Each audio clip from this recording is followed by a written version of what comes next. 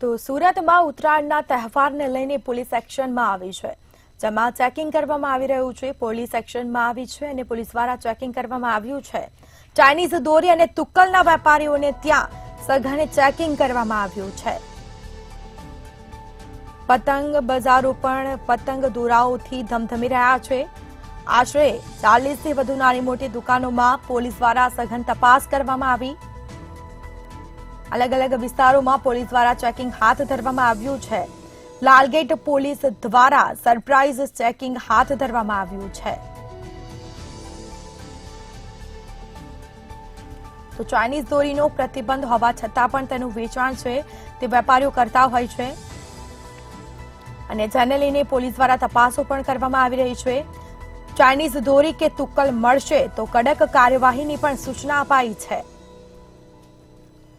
तो उत्तरायणना पर्वने हवे गणतरीना दिवसो बाकी रह्या छे अने त्यारे पोलीस एक्शनमां आवी छे। चाइनीज दोरी તેમજ તુક્કલના વેપારીની ત્યાં ચેકિંગ કરવામાં આવ્યું છે। अलग अलग વિસ્તારો છે જ્યાં વેપારીઓને ત્યાં પોલીસ ત્રાટકી છે, તપાસ કરવામાં આવી છે અને શંકાસ્પદ જો ચાઇનીઝ દોરી કે તુક્કલ મળશે તો કડક કાર્યવાહી કરશે તેવી સૂચના પણ વેપારીઓને આપવામાં આવી છે અને તેને લઈને વેપારીઓમાં પણ એક ફફડાટ ફેલાયો છે।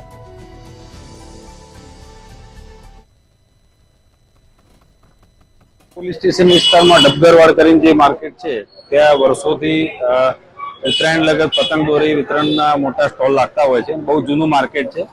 લાલગેટ પોલીસ દ્વારા આજે અહીંયા ચાઇનીઝ દોરી અને ચાઇનીઝ તુક્કલના ગેરકાયદેસર જે વિતરણ છે અહીંયા કોઈ વેપારીઓ કરે નહીં એ સારું આજે સરપ્રાઇઝ ચેકિંગ હાથ ધરેલું છે।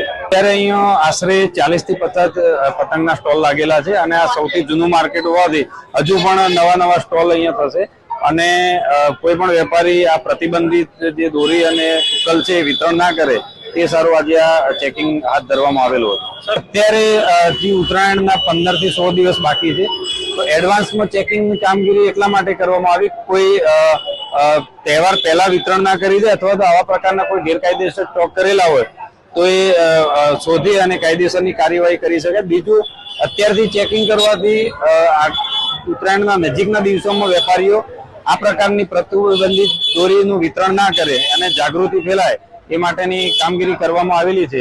તેમ છતાં જો આવી કોઈ દોરી અથવા તુક્કલ પકડાશે તો મહેરબાન પોલીસ કમિશનર સાહેબનું જાહેરનામું છે અને જાહેરનામા મુજબ જથ્થો કબજે કરીને એફઆઈઆર નોંધી આગળની કાર્યવાહી કરવામાં આવશે।